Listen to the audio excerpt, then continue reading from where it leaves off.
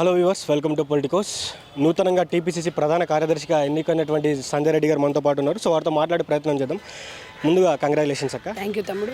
ఏదైతే నిన్న కేసీఆర్ విచారణ జరిగిన తర్వాత కేటీఆర్ గారి వ్యాఖ్యలను ఎలా చూస్తారంటే, ఏదైతే రేవంత్ రెడ్డి సీఎం ఉన్నారో మరి తీసివేసినట్టుగా, అసలు తన సీఎం పదవికే పనికి రానట్టుగా ఇలాంటి వ్యాఖ్యలు మనం నిన్న చూసాం. సో దీన్ని ఎట్లా చూస్తారు మీరు? కేసీఆర్ పనికి మాలినోడనే తెలంగాణ ప్రజలు ఫామ్ హౌస్లో బండబెట్టిరు.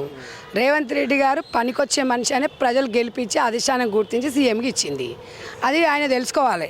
ఎందుకంటే ఆయన అహంకార పూరిత మాటలు ఎట్లున్నాయంటే దొర మాట్లాడతాడు కదా. అంటే వీడోడండి సీఎం రేవంత్ రెడ్డి గారు పనికిరారని చెప్పనీకే చిలక జోస్ అని చెప్తున్నావు నువ్వు? ఏమన్నా దొడ్డదారిలో ఎమ్మెల్సీ సీఎం తెచ్చుకున్నాడు? ఆయన కాదు కదా. ప్రజల చేత ఎన్నుకోబడే వ్యక్తి, ప్రజల కోసం సీఎం. ఒక్క మాట సీఎం నన్న ప్రజలు అన్నట్టే. మీకు అధికారం ఇచ్చిరు, మీ బతుకులు ఏందో చూసిరు, మిమ్మల్ని ఇంట్లో కూర్చోబెట్టిరు. సిరిసిల్ల ప్రజలకు సేవ చేసుకో, గజ్వేల్ ప్రజలకు మీ అయ్యా చేసుకుంటాడు. ఇవన్నీ నువ్వు దొరపాలనలాగా మాట్లాడి నువ్వేం చేయలేడు. చిల్లర రాజకీయ చిల్లరోని నువ్వు. మీరు ఎక్కడో అమెరికాలో ఉండి ఏదో పని చేసుకుంటూ హైదరాబాద్ మీరు తెలంగాణకు వచ్చి తెలంగాణ పిల్లల సొమ్మునని దాచుకున్నారు మీరు. అంటే తెలంగాణ సొమ్ము దాచుకున్నప్పుడు ప్రాజెక్టులలో అవినీతి జరిగినప్పుడు విచారణకు రమ్మని చెప్పరా? ఏమైనా రేవంత్ రెడ్డి బిడ్డ పెళ్లికి రమ్మని చెప్పాడా మిమ్మల్ని?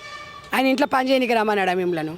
విచారణకు ఎవడైనా పోవాలి. కేసీఆర్ అయ్య కూడా పోవాలి, అలా అయ్య కూడా పోవాలి. ఎవరు చట్టం ముందు చుట్టాలు ఎవరు గారు తమ్ముడు. ఇక్కడే గుర్తుపెట్టుకో. ఆయన ఏదో చెప్పినంత మాత్రం ఇదే అన్నాడు. రేవంత్ రెడ్డికి అసలు గెలవడు అన్నాడు. అసలు రేవంత్ రెడ్డి కాంగ్రెస్ పార్టీలోనే ఉండడన్నారు. కాంగ్రెస్ పార్టీ అధికారంలోకే రాదన్నారు. మరి ఇవన్నీ కొడక మీరు ఏమేమైతే చేసిరో అన్నీ మీరు ఇప్పుడు అనుభవిస్తున్నారు కదా. మీకు మొగోడే రేవంత్ రెడ్డి గారు. మీరు ఇష్టం వచ్చినట్టుగా మాట్లాడినా అవునన్నా కాకుండా 5 సంవత్సరాలు రేవంత్ రెడ్డి గారు సీఎంగా ఉంటారు. నువ్వు ఎంత గిజ్జుకున్నా ఎంత చేసినా మీ పార్టీ మునిగిపోయే పడవ. ఇప్పటికీ కూడా మీరందరూ కూడా ఒక్కసారి ఆలోచించి మాట్లాడుకోండి.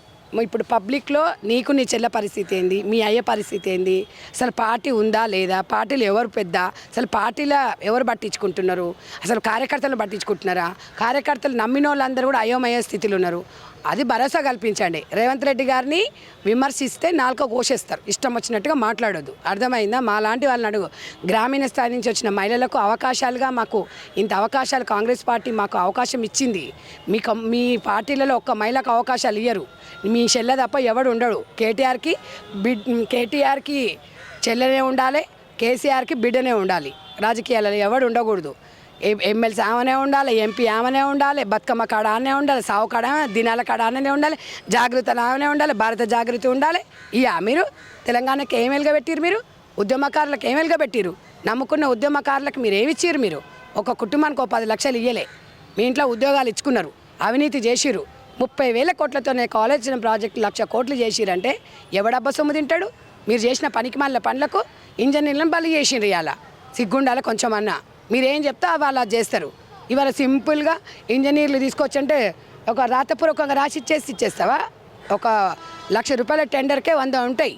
అంత పెద్ద ప్రాజెక్టు గుడ్డిగా సంతకం పెడతావా? 80,000 బుక్కులు చదివినన్నావు అయ్యా నువ్వు.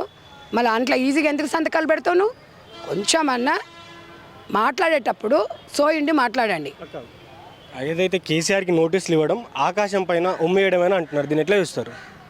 అవును, ఆకాశం పైనే వాస్తవ. ఇప్పుడు ఆకాశం మీద ఉంచితే నీ మీద పడి నువ్వు అనే మాటలు నీ మీదనే పడతాయి. కేసీఆర్కి ఏందయ్యా? కేసీఆర్ అయ్య కూడా ఇస్తాం నోటీసులు. కాంగ్రెస్ పార్టీ ఇస్తలేదు, కోర్టు ఇచ్చింది, ఈడీ ఇచ్చింది. విచారణకి రమ్మన్నాం. నిరూపించుకోవాల్సిన బాధ్యత మీరు. మొగోడు అయితే దొంగతనం చేయలేదు, మేము దూరాలమే అనుకుంటే నిరూపించుకో. రేవంత్ రెడ్డి మీద ఎందుకు మాట్లాడుతున్నారు మీరు? ఇస్తారు, ఎవరైనా రావాల్సిందే. కేజ్రీవాల్ పోలే జైలుకు, మిషన్లో పోలే తివార్ జైలుకు. మళ్ళీ సిగ్గు లేకుండా మాట్లాడుతున్నారు. ఇంకా నీ చెల్లె తప్పు చేయకుండా ఎందుకు పోయి వచ్చింది? ఏమన్నా ఉందా మీ చెల్లెకు కొంచెమన్నా? నువ్వెందుకు ఆరోపణలు ఎదుర్కొంటున్నావు? ఎన్ని స్కాములు చేసిండ్రు? తెలంగాణ ప్రజల సొమ్ము అయ్యాది. జేబు దొంగ మీద అనుమానం ఉంటేనే పోలీస్ స్టేషన్కి రమ్మని చెప్తారు. నువ్వెంత? ముఖ్యమంత్రి గారు కానీ ఇప్పుడు గతంలో ఉన్నటువంటి ముఖ్యమంత్రి, ఇప్పుడు ఉన్నటువంటి ఎవరైతే ముఖ్యమంత్రి రేవంత్ రెడ్డి గారు ఉన్నారో, గతంలో ఉన్నటువంటి ముఖ్యమంత్రి కేసీఆర్ గారిని కూడా ఇష్టం వచ్చినట్టు తిట్టడం జరిగింది. సో ఆ రోజు వాళ్ళ మనోభావాలు కూడా దెబ్బతిన్నాయి అనుకోవచ్చు కదా.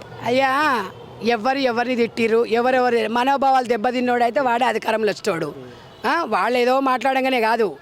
తెలంగాణ రాష్ట్రాన్ని రావణ కాష్టం చేసిరు కాబట్టి, కడుపు మండింది కాబట్టి, మీరు అక్కడ అవినీతి చేసిరు కాబట్టి, దుర్వినియోగం చేస్తున్నారు కాబట్టి, తెలంగాణ ప్రజలు మోసం చేసిరు కాబట్టి రేవంత్ రెడ్డి గారు తిట్టిరు. తెలంగాణ ప్రజలు కరెక్టే రేవంత్ రెడ్డి అని చెప్పి గెలిపించి సీఎంకి ఇచ్చారు. చివరిగా బీఆర్ఎస్ పార్టీ వాళ్ళకి ఏం చెప్తారు? కాంగ్రెస్ పైన అనుచిత వ్యాఖ్యలు చేస్తున్నారు బీఆర్ఎస్ నాయకులు చెప్తారు. మేమే ఒళ్ళు దగ్గర పెట్టుకొని పని చేయమని చెప్తున్నాం. ఒళ్ళు దగ్గర పెట్టుకొని మిమ్మల్ని నమ్ముకున్న కార్యకర్తలు భరోసాను కలిపిరి. Please subscribe to the channel and download the Politicos app from the links in the description.